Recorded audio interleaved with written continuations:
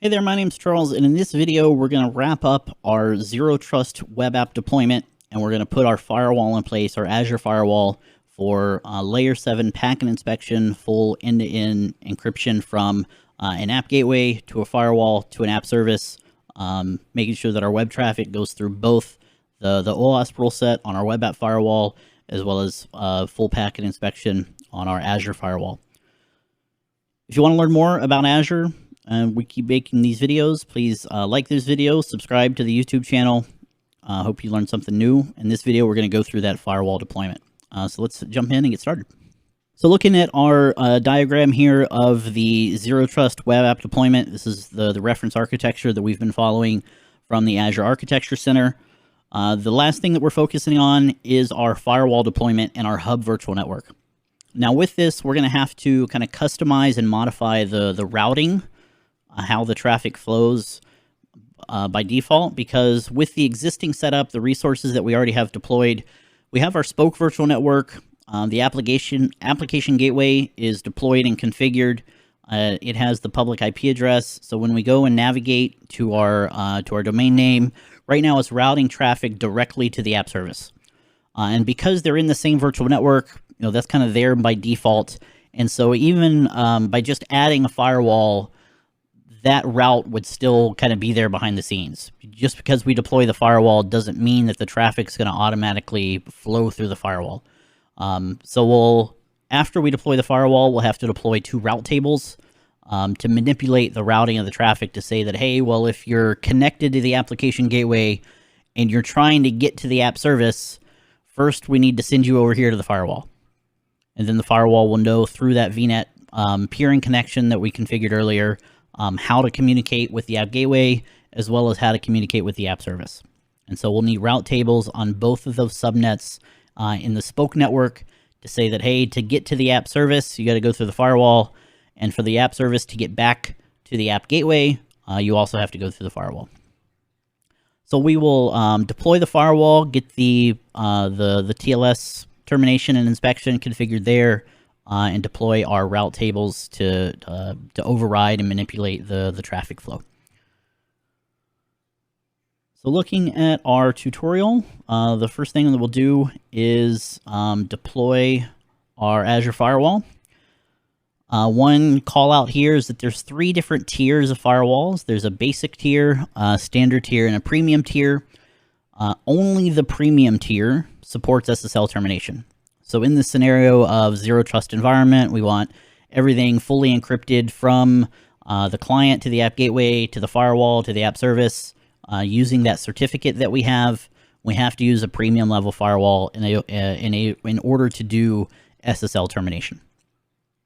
So we're going to deploy our firewall, make sure that we select the premium tier. As we create the policy has to match. The policy also has to be a premium tier. If you accidentally select a standard tier here for the policy or for the firewall, if one is standard, one's premium, then you can't associate the 2 of them to each other. So both the firewall itself and the policy needs to be in the premium tier. We're going to deploy the firewall to the hub virtual network. The firewalls do have to have a public IP address. In this scenario, we're not really using it, but it's a deployment requirement. It'll be there. And then firewalls can take a little while. It says 30 minutes. We'll probably expect it to be like 15 to 20, but depending on your subscription type, where you're deploying it to, a few factors that go into the deployment process, but we'll get this firewall deployed. So we will go over to the Azure portal. We'll search for firewalls here in the portal, and we will go to create our new Azure firewall. We'll put it in the same resource group that we've been using for the rest of this deployment, and we're going to call it my firewall. Again, make sure that the region is correct. We're going to put it in East US. I'm not worried about availability zones or anything like that. Obviously, in your production deployment, you'll want to think about that. Make sure that we've got premium selected. That's what supports SSL termination and intrusion detection and prevention. And then we'll create a new firewall policy. We'll call this Zero Trust Firewall Policy. And then also need to put this in East US, and it does need to be a premium policy. This is a piece of feedback that I've given the Azure team, in that, well, if you've got premium selected here in the firewall SKU, why should this be an option to let you mess up, essentially? But we'll want to make sure that premium is selected here as well. Under choose a virtual network, we already have our hub virtual network created. We created that earlier, so we're going to select use existing, and we'll select our hub virtual network. And then we have to add that public IP address. We'll just call this Zero Trust Firewall PIP public IP address. Hit OK. Now notice it does not ask us to select a subnet. That's because a firewall has to be deployed, must be deployed into a subnet called Azure Firewall Subnet. And so if you remember, when we created the virtual network, we created a subnet with that very specific name that already exists. It's the 192.168.0.0 subnet. And so behind the scenes, that subnet is just kind of selected by default. There's nothing else to select here, unlike an application gateway where we can put it in whatever subnet that we want to. So that's the options for creating the firewall. We'll go to review and create, make sure it validates, passed, and select create. Again, it'll take probably 15 to 20 minutes or so for this to deploy. We'll let it run, and then we'll come back and customize the rules and such when this is done deploying. All right, so our firewall has deployed here. Deployment's complete. We'll go back over to our tutorial steps, look at what we need to do for the policy. So we're going to go to the policy page for the firewall. First thing that we'll do is enable intrusion detection and prevention services. We're going to select alert and deny at the firewall level. Then we'll enable TLS inspection for that end-to-end encryption. And then as part of that, we'll select that same managed identity that we created and our certificate from the key vault. As the note says on the documentation and for the demo, for the example, we are reusing the wildcard certificate from the same managed identity. Probably in a production environment, you might use different certificates here so that, they're kind of a zero trust environment, right? We're not reusing things. And then same idea on the managed identity. Rather than reusing the same managed identity for both the app gateway and the firewall, for auditing purposes, we probably want that to be a second managed identity. But that's perfectly fine here. We'll just reuse the same since we've already set up the permissions and grab that certificate. Then after the TLS inspection, we're going to go in and enable the DNS proxy so that DNS can transverse and work across the network. Since we'll be modifying the routing rules, the DNS resolution will also be routed over across networks. And we'll come back and look at the network rules after we do this initial setup. So we'll go back over to the portal, go to our firewall that we created, select the firewall policy, since that's what we need to modify. The first thing that wanted us to do was enable intrusion detection and prevention. So we will set this to alert and deny. Click apply. Notice, again, this is a premium feature. That's why we had to deploy a premium firewall. Next thing we'll enable is that TLS inspection. So we'll enable this. It's going to ask us, okay, what certificate do you want to use? And again, this is a premium feature. So we'll use that app gateway identity that we created earlier. We'll just reuse that same identity. We want to use our Zero Trust Key Vault that we created. And in this scenario, again, we only have the wildcard certificate. We're just going to reuse our wildcard. Now this is an interesting, and I don't know if that policy is updated yet. We'll wait for the previous save to finish before we try to update this again. So the next thing we're doing here is enabling the TLS inspection. Then we'll enable the DNS proxy. Then the third thing we'll do is add in network rules. And so we'll add in a couple rules to allow the web traffic to flow from the application gateway through the firewall. And so we'll need to allow HTTPS through the firewall. and then direct that or allow that to the app service. So that'll be the next steps here. So the next thing that we do is add in a network rule. We need a rule and a rule collection. If we go over to our steps, we'll see that we're going to create, we're going to add a rule collection. It's going to be just my rule collection with a priority of 500. And then we're going to create two rules. One for the communication from the app gateway to the app service, and then one for the app service back to the app gateway, because we're going to use the firewall for both directions of traffic. Both are for 443 TCP HTTPS traffic, so we'll add these two things. We'll add a rule collection, name my rule collection. They are network rules. We'll set the priority, allow default rule collection. And so that first rule was app gateway to the app service. The source network is going to be the IP address range of the app gateway subnet. So that's 172.16.0.0/24. We said TCP 443. And the destination will be the IP address range of the app1 subnet, which is where the app service is. That's 172.16.1.0/24. And then we do the inverse. So the app service to the app gateway. Source will be the other way around, 172.16.1.0. Same protocol and port. Destination will be the app gateway subnet. So 0.0/24. So we'll add those rules in. While that's adding, we'll just go back over to our documentation, see what we got to do next. The next thing that gets into is deploying the route tables. So if we look at our diagram, what we've done is added in the allow rules for the traffic once we've through this VNet peer. So from the app gateway through the firewall to the app service, vice versa from the app service through the firewall to the app gateway.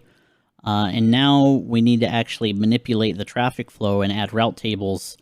Because by default within a virtual network, these two subnets will just talk to each other, communicate with each other with the routing behind the scenes. And so even with this firewall deployed, those network rules in place, the routing would still just occur within the virtual network. So we gotta override that with some route rules. Some route rules on the routing table. So we'll take a look at the steps here. We're going to create two different route tables. One is going to be from the spoke to the hub, and then from the app service back to the internet or to the app gateway. So we'll go and create these two route tables in the Azure portal. This will be a route table here. We'll create a route table.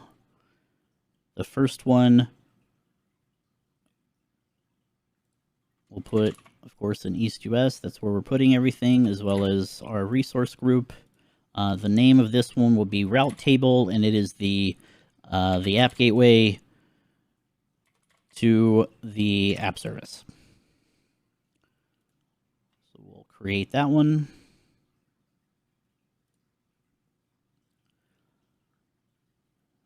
All right, that deployment started. While that's creating, we'll just go ahead and create the second one. Put it in the same resource group, my resource group. Put it in East US, and then this will be a route table for the app service to the internet. That's so it can get back through the app gateway. So we'll review and create that and deploy. So those two route tables are getting created. Now we'll go in and configure those. So the documentation called it the spoke to the hub. I called it the app gateway to the app service. We're going to go into the routes and now manipulate this routing to say that, well, to get to the app service, which is, in that 1.0 network on the other subnet in the virtual network, instead of going directly, we're going to specify a next hop. That next hop will be a virtual appliance. and it will be the IP address of our Azure Firewall. Now, depending on the subnet that we created, I think I used 0.0, so that IP address may not be perfect here, 100.0, but the next hop will be the IP address of our Azure Firewall. So we'll go to our route tables. We'll go to the app gateway to app service route table. We're going to go into routes, add a route, and this is going to be, to the app gateway. So that destination IP address range is going to be the subnet. Sorry, this is to the app service. So to the app service, the IP range of the app service, 172.16.1.0/24. Next hop is going to be a virtual appliance, and this is going to be the IP address of our Azure Firewall. This should be 0.4. I'm actually just going to open up a new tab here and go to our firewall and make sure that that's the case.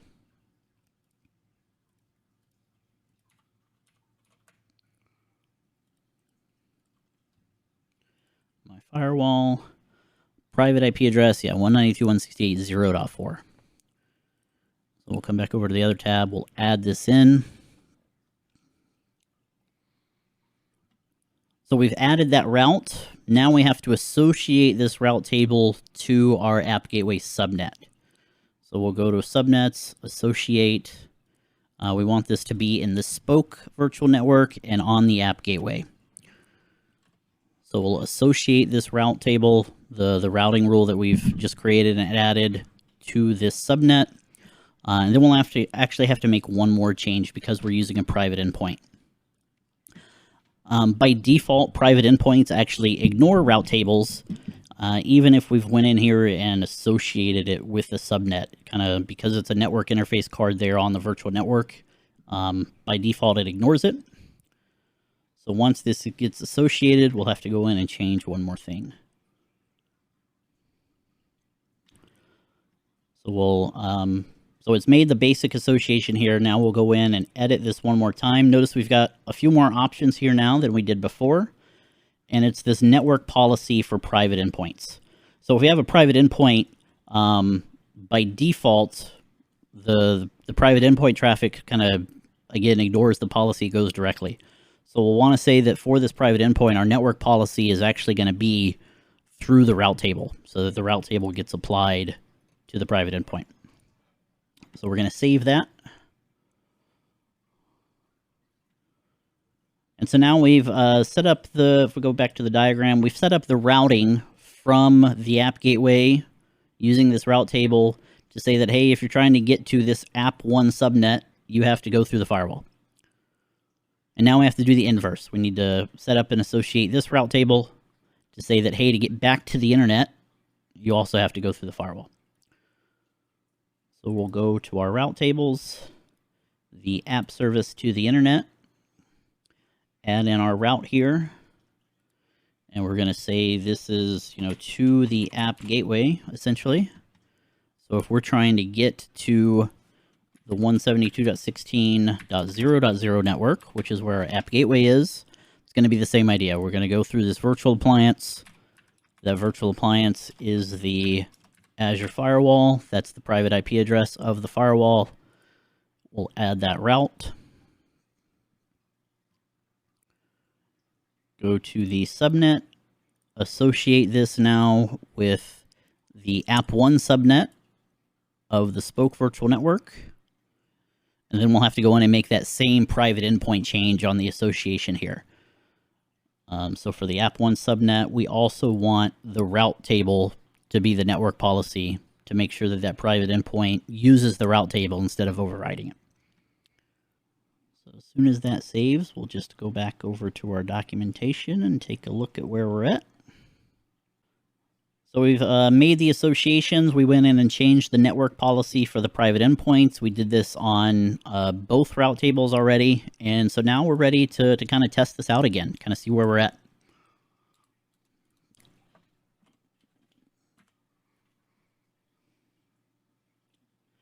So if we go back over to our app service page, the zerotrustwebapp.hugelab.net. Try to refresh the page. Still looks like it's working, holding shift refresh.